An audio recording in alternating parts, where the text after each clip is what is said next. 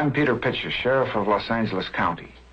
As peace officers, our primary purpose is to protect life and property and to combat crime. In order to provide maximum professional service, we constantly encourage the development of new concepts and techniques, along with better and more efficient methods of operation. As an aid in accomplishing our objectives, this motion picture was produced by our department. It is a privilege and a pleasure to share it with you.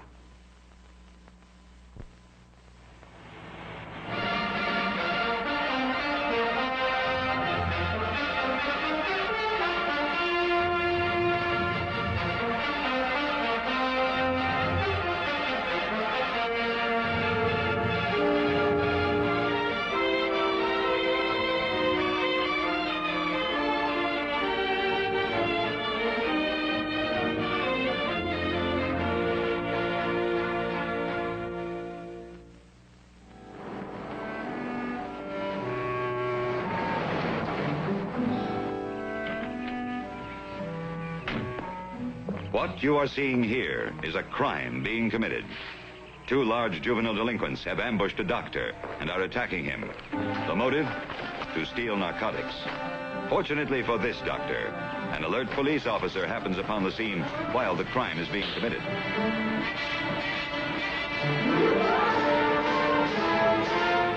Notice that this police officer goes for his baton, not his gun, as he interrupts the criminal actions of these juvenile lawbreakers. Watch.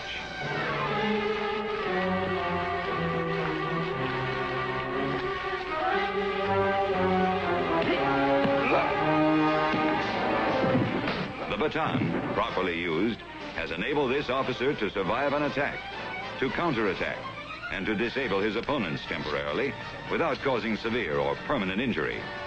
The officer is firmly in control of the situation as he handcuffs the two youths together, then searches them for concealed weapons. The regulation police baton, like a firearm, a uniform, and a badge, often acts as a deterrent to violence and disorder. Sometimes, however, no symbol of law and order will act as a deterrent. And then, as this officer has ably demonstrated, the baton is a valuable law enforcement tool.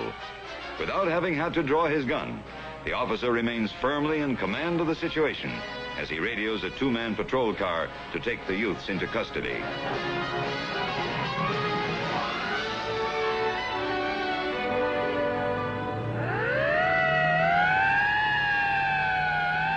Assistance is on the way, and until it arrives, the officer is firmly in command of the situation. Now that we have seen what a law enforcement officer, properly trained, can do with a baton, let's take a closer look at this important police tool. A baton is made of hard wood, smooth sanded, and stained with natural wood colors. It is cylindrical in shape, 26 inches long, and 1.25 inches in diameter. Both ends must be rounded. The weight of the baton must not be less than 12, no more than 18 ounces. A baton may not be weighted or loaded in any manner. The grip of the baton consists of 8 longitudinal grooves, each 5.5 inches long, 1/4 inch wide, and 1/8 inch deep. These grooves must be located 1.25 inches from the grip end of the baton. A thong hole, 3/16 inch in diameter, must be located 9.5 inches from the grip end of the baton. A leather thong is threaded through this hole so as to form a loop 30 inches in circumference. The ends of the thong are threaded through the hole in opposite directions and secured by knots, as shown. To grasp the baton properly, place the thong loop over the thumb with the thong against the back of the hand. Rotate the hand to the thumb-high position so that the baton is suspended by the leather thong. There should be about 1/4 inch clearance between the hand and the end of the baton. If necessary, adjust the thong for proper clearance.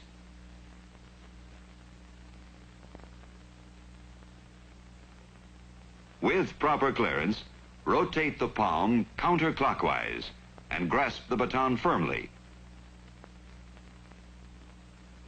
so that the butt end of the baton extends about 1.25 inches beyond the edge of the hand. The thumb should be placed parallel to the longitudinal grooves. When held in this manner, the baton will not fly from an officer's hand in combat. Yet the officer may release the baton, if necessary, simply by relaxing his grip and straightening his fingers.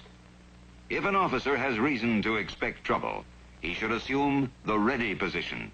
This is done by standing erect, feet about shoulder width apart, body weight distributed evenly on both feet. The tip end of the baton is placed in the left hand, palm up, and the baton is held firmly with both hands. The arms are now relaxed, allowing the baton to rest against the front of the legs. It is not good practice for an officer to raise and lower the tip end of his baton, or to slap it in the palm of his hand. These motions have no real psychological value.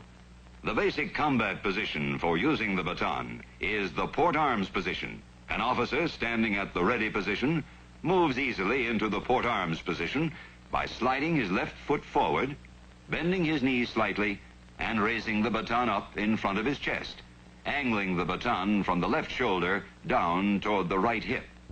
The grip end of the baton, in the right hand, is held about at waist level. The right forearm is held parallel to the ground, with the right biceps close to the body. The tip end of the baton is held shoulder high in the left hand, palm up. The left forearm is held at an angle which places the baton 6 to 8 inches out in front of the body. The officer's weight is evenly distributed on both feet. Both his hands grip the baton firmly, with no more than 1 1/4 inches of the baton extending beyond either hand. The port arms position allows ease of movement while engaging an opponent, but makes it difficult for the baton to be wrestled from the officer's grasp. Here we see a move from the ready position into the port arms position, and then up into the high port position, a variation of the port arms. The high port position is used to block overhead thrusts or blows from an opponent. A variation of the high port position is seen here. Held parallel to the ground at throat level, the baton provides an officer with leverage to help force a crowd back. Here we have a third attack position, the en garde, a position somewhat similar to a fencer's stance. The body is turned toward the left, and the right foot is moved forward about 12 inches, pointing toward the opponent. The left foot is placed perpendicular to the right, and the right knee is bent slightly for good balance. The baton is held in the right hand in the regulation manner. The right biceps held close to the body, and the right forearm parallel to the ground.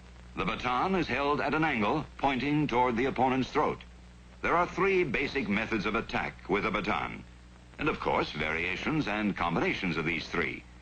The first is the chop or cut, delivered either from the port arms position or the en garde position. Notice that from either position, the officer puts his weight behind the blow, stepping forward in the direction of his opponent and striking a short, chopping blow. Notice, too, that after the blow, the officer steps back quickly to his original attack position. He does not telegraph any of his movements. The second basic method of attack is the jab, usually delivered from the port arms position. In using the jab, the officer makes certain his body weight is behind the blow and that the tip of the baton strikes a vital area on his opponent's body. After each jab, the officer quickly recovers to the port arms position.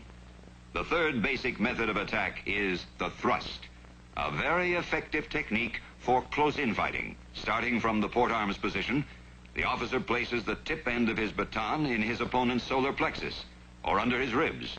Then, by moving his body forward, the officer applies pressure to his opponent by forcing the baton forward and upward. If necessary, an officer can move the tip end of the baton up and down in a grinding motion over his opponent's ribs. There are many combinations of these 3 basic methods of attack, and like combination punches in boxing, they can be extremely effective.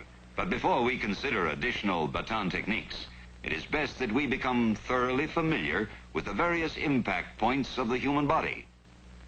On these charts are shown some of the most vulnerable areas of the human body, areas in which a well-directed blow will render an opponent temporarily helpless. The baton is a weapon designed to attack, scientifically, the impact points of the human body shown on these charts.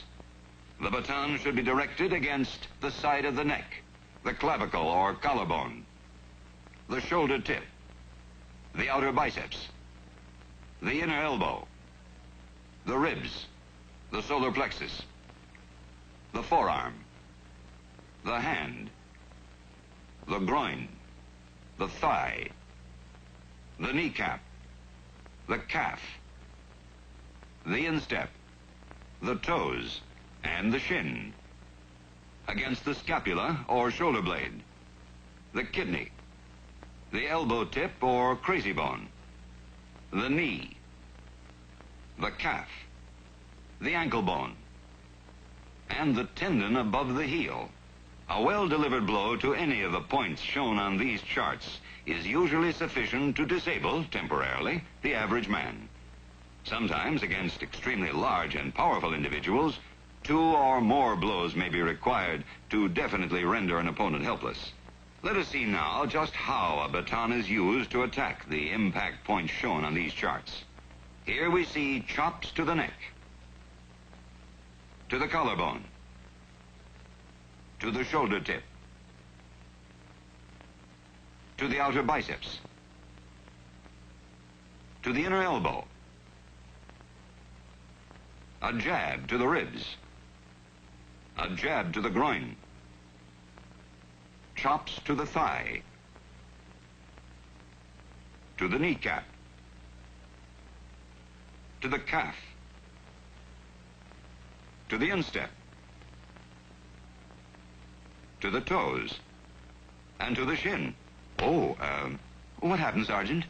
Oh, well, let's look at some of these combination techniques, shall we? Here we see a chop to the calf, a jab to the stomach, and a chop to the chest. Now a jab to the stomach, a butt stroke to the ribs, and a jab to the ribs. And here a chop to the arm, a butt stroke to the ribs, and a chop to the calf. Looks pretty convincing, doesn't it? In addition to the basic baton techniques which we have seen demonstrated so far, there are other techniques which law enforcement officers find extremely useful. One of these is the drunk come-along. Notice that the baton hand is held palm up to prevent losing the baton. Here we have the one-arm come-along, which provides easy control over the movements of a suspect. This one is the one-arm takedown. Here it is again, this time in slow motion. A very useful technique when dealing with a belligerent suspect. Now we see the baton hammerlock. Again, the baton hammerlock in slow motion.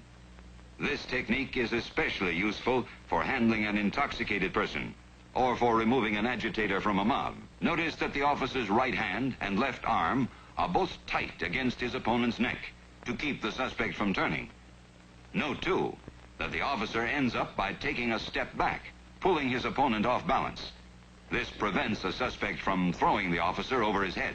No matter how careful an officer may be, at some time he will find that a suspect has been able to grab his baton. When that happens, the officer must be able to release it quickly and surely. One technique for doing this is the baton jerk release, seen here. Let's watch that again, this time in slow motion. The follow-up jab discourages the suspect from grabbing the baton again. Another technique for releasing a baton is the jab release, seen now. The slow motion camera shows how the officer raises the tip end of the baton, then forces it down between his opponent's arms. As before, a follow-up attack discourages further grabbing. A third technique for releasing a baton from an opponent's grasp is the wrist release. See how the officer combines quick movement with leverage to free his baton, and then follows through with a sharp attack. Here is another release technique, the baton stomach throw. If, because of the suspect's superior size and strength, other release techniques prove ineffective, the baton stomach throw will force the suspect to release his grip on the baton. The baton is an excellent defensive weapon against kicks and blows. Here an officer parries a kick to the groin. Notice how the officer bends forward from the waist, arms straight, elbows locked, keeping the baton slightly below the groin. Here the officer blocks a crushing overhead blow aimed at his head. The baton is held parallel to the ground. The officer's arms are straight, his elbows locked, his weight evenly distributed on both feet. Now we see a series of one-arm baton parries, demonstrating how a blow from any direction can be effectively blocked. Watch now, as the officer and his assistant go at this in dead earnest.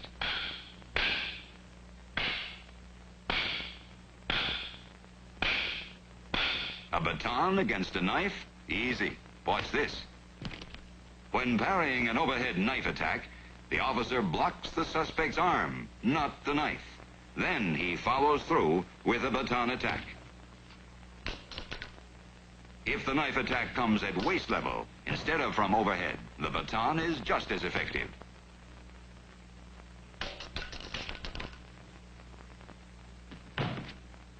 As before, the officer parries the arm of the suspect, then follows through with a baton attack.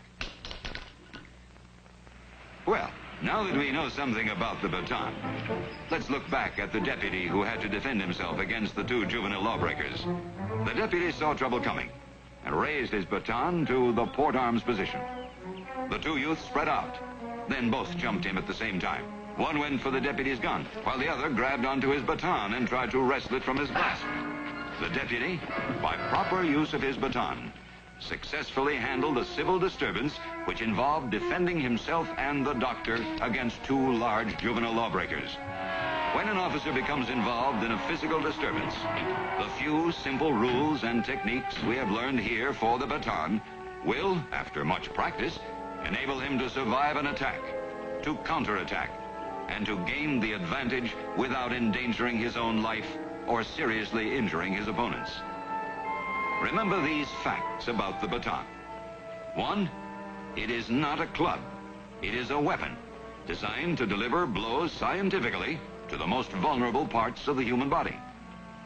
2, proper use of the baton requires knowledge, courage, strength, good footwork, and practice. 3, the baton, when carried in a military manner, is a symbol of law and order. It usually acts as a deterrent to violence. 4, if trouble does come, the baton is a valuable law enforcement tool for close-in fighting, as well as for handling an opponent at normal combat distance. The police officer who knows how to use his baton with propriety can perform his duties with an extra measure of confidence, secure in the knowledge that he has an advantage over every lawbreaker, not only in pressing an attack, but in effective defense and counterattack as well.